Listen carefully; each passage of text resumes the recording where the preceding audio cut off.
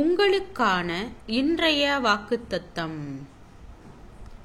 நீதிமானுக்கு ஒரு கேடும் வராது, துன்மார்க்கரோ தீமையினால் நிறையப்படுவார்கள்.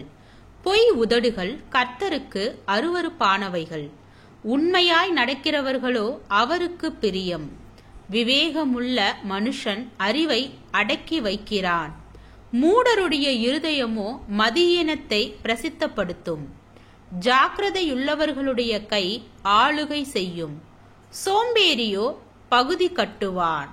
மனுஷருடைய இருதயத்திலுள்ள கவலை அதை ஒடுக்கும், நல்வார்த்தையோ அதை மகிழ்ச்சியாக்கும். நீதிமொழிகள் 12வது அதிகாரம் வசனம் 21 முதல் 25 வரை.